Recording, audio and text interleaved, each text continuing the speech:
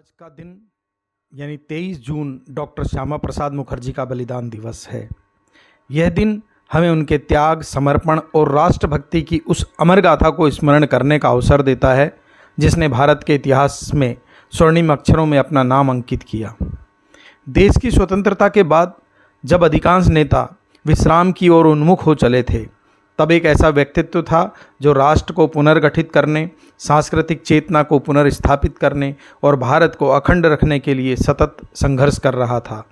वह नाम था डॉक्टर श्यामा प्रसाद मुखर्जी।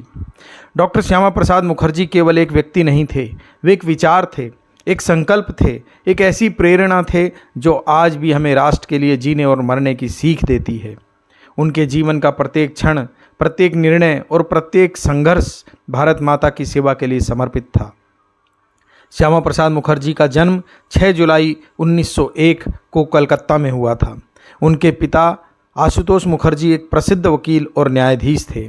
श्यामा प्रसाद मुखर्जी ने अपनी शिक्षा कलकत्ता विश्वविद्यालय से प्राप्त की और बाद में ऑक्सफोर्ड विश्वविद्यालय से कानून की पढ़ाई की। डॉक्टर मुखर्जी का जीवन बहुआयामी था। वे एक प्रखर बुद्धिजीवी, निर्भीक राजनेता और शिक्षा शास्त्री और राष्ट्रनिष्ठ समाज सुधारक थे। मात्र 33 वर्ष की आयु में वे कोलकाता विश्वविद्यालय के सबसे युवा उपकुलपति बने। उनकी विद्वता, स्पष्ट चिंतन और निर्भीक व्यक्तित्व ने उन्हें भारतीय राजनीति के ऊर्जावान स्तंभों में स्थापित किया। वे उन विरले नेताओं में थे जिनकी राष्ट्रभक्ति केवल भाषणों तक सीमित नहीं थी, बल्कि उनका पूरा संपूर्ण जीवन एक मिशन के रूप में भारत माता की सेवा को समर्पित था। अक्टूबर 1951 में भारतीय जनसंघ का उद्भव हुआ। इसके संस्थापक अध्यक्ष डॉक्टर श्यामा प्रसाद मुखर्जी रहे।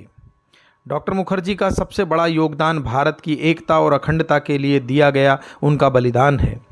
जम्मू कश्मीर को विशेष दर्जा देने वाले अनुच्छेद 370 के वे प्रखर विरोधी थे।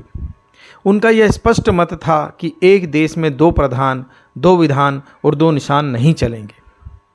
1953 में बिना परमिट के कश्मीर में प्रवेश करने के कारण उन्हें गिरफ्तार कर लिया और रहस्यमयी परिस्थितियों में 23 जून 1953 को उनकी मृत्यु हो गई।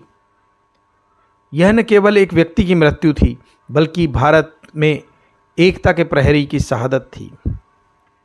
5 अगस्त 2019 को जब भारत सरकार ने धारा 370 को निरस्त किया, तब यह डॉक्टर श्यामा प्रसाद मुखर्जी के सपने की पूर्ति थी। यह उनके बलिदान का सच्चा सम्मान था। आज इस पवित्र अवसर पर आइए हम संकल्प लें कि हम डॉक्टर श्यामा प्रसाद मुखर्जी के सपनों को साकार करने में अपना योगदान देंगे। हम एक ऐसे भारत का निर्माण करेंगे जो न केवल आर्थिक और सामरिक रूप से सशक्त हो, बल्कि सांस्कृतिक और आध्यात्मिक रूप से भी समृद्ध हो।